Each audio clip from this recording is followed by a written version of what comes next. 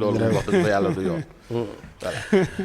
aywa kon mi ngi noonu ca noonu itamit daal Bah Diakhaté démb ñu fàtte itamit ne jàkkaarloo na ak ki nga xam ne mooy procureur mujj na nag fanaani guddeem gu njëkk defe naa ni ca prison altine ak jàmm nag lañ koy àtte la ñuy wax incha allah pour mu xam fan la ay féete ca mbir moomu nag moom Bah Diakhaté itam xool nañ ay téléphone am comme nañ ko defee woon Ousmane Sonko waaye daal moom li mbir yi génne daal bi téléphone bi waxee mooy fukki million gis nañ ko ñu ko yónnee tudd nañ ci ay tur nag Baye Assane muy ay yónnee xaalis yi ñu ko yónnee xaalis yoo xam ne nag waa APR lañu.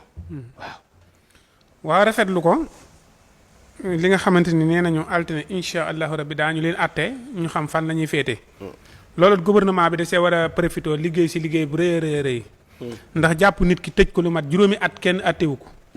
ñetti at kenn attewu ko ñeenti at kenn attewu ko wala ñaari semaine kenn attewu ko loolu war naa mën a dakk gars yi faluñu leen pour ñu dem si ay bureau rek toog kilim di leen tàkk bu ñëwee nag mën nañoo mën a sëgg si dossiers yi lijjanti mbir mi mu gaaw ñu xool dossiers yi képp ku ñëw bu ñu ñëwee bu fekkee mënuñu laa atte si bis bi ñu daal lay defee rek jublu say mbir balaa ñetti fan ñeent ñu ñëw la atte la nga xam fi nga féete bu ñu la dee bàyyi nga ñibbi ñu bàyyi la nga ñibbi bu ñu la dee tëj ñu xam liñ lay tëj mais jël nit ki téye ko lu mat juróomi at wala ñeenti at nga àtte ko ni ay la yeween defoo dara bàyyi nañ la wala bàyyi nañ la bàyyi mu néggandiku loolu nga teel koo xool bu fekkee ni jërut tëj nga bàyyi ko mu dem ñibbi moo gën kon gouvernement bi ñu ngi leen di wax ñu profité taxaw ci loolu yi bu baax a baax àtte ko beneen bi nag ñi nga xamante ni ñoo wax ni Bah Diakhaté ay Ablaye Timbo ay nangam am waaye nañ ko xaalis léegi lan moo si problème xaalis kay bu ñu ko defee transfert d'argent bu ñu ko defee pour am waayante xaalis la kooku benn problème nekku ci am waaye leen ko xaalis ku mu neex man mi ngeen am waaye ma xaalis ku leen neex am waaye leen ñëpp xaalis déet bul ni envoyé leen ñëpp nañ ma envoyé rek. ku am xaalis na am waaye man mi maa ngi am waaye xaalis ay nit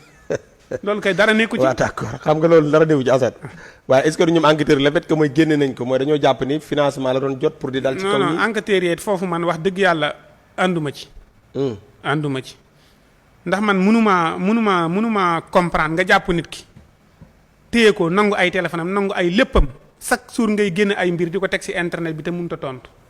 enquêteurs yi ngay waxal de. man ñiy def loolu laa ñi ko bind ñiy bind nii ci internet bi ñi bind loolu du dul yoon gis nga nit ki bu nee laa jàpp ko nga enquête ko nga bind këyit yi dossiers yi ba mat nga dem jébbal ko procureur nga maandu ci loolu mooy yoon mais nit ki mënoo koo jàpp nangu ay téléphone am nangu ay léppam tëj ko fenn ba pare di par minute nga génn bët bi set ab texte génn ñun texte bi nee na nii texte nee na nii te yow mënoo tontu loolu il faut que ñu jëlaat ay matukaay ndax it man wax dëgg yàlla texte bii nga xamante ni site bi bind na ko man texte bi ma jaaxal la diw am waaye na ko nangam diw am waaye na ko diw am waaye na ko mais kooku koy boo demee bay enquête ba koy génne mais waxal kenn ku nekk lu mu ko am waaye ak nan la ko am waaye ni diw am waaye na ko 1 million ba nag mi ngi ko doon defarloo nangam ak nangam diw am waaye nañ ko 2 millions mi ngi ko doon publicité loo nangam ak nangam. publicité Bah Diakhaté daa ma sa publicité. mais site internet la yor. amoon na site boppam. mais mosul publicité moo tax dama non waxuma la da ko dama ni la mu ñu wax acte bi li tax ñu am waaye ko comme que ñooy enquête ba dem ba wax ni diw am waaye na ko xaalis war nañoo xam lan mooy sababu am waaye ba. waaye nit am waaye nit xaalis nga naan diw am waaye na ko diw am waaye na ko génn ko ci internet bi léegi luy problème bi dañ ko wërta am waaye xaalis séq nañ ko. waaw nit ki nga séqal nit ki nga ko séqal. am na droit am waaye la xaalis ndax transfert d'argent bi kenn tëriwut kenn am waaye kenn xaalis. waaw mesere ndànk rek. non loolu daf maa naqari. waaw doole lay demee que dànk rek loolu affaire bi Assane information la bu génn waaye néewaguñ ñi loolu dañ ko ciy toppee dara wala délit la. mais dafa warut a génn. waaw d'accord mais yàgg na. waroon dem ba procureur mu taxaw. xam nga Ousmane Sonko fii lañ ko ñu ne ko enquête bi kat gis nañu ni diw am waaye na la xaalis am lu waral xam waaye xaalis bi mu ne ko diw de nanga ñu ne ko diw di am waaye na la xaalis lu ko waral mu wax ñun ñu déggandoo mais waa ji mënut a tontu fa mu mën a tontoo lañ ko war a génne.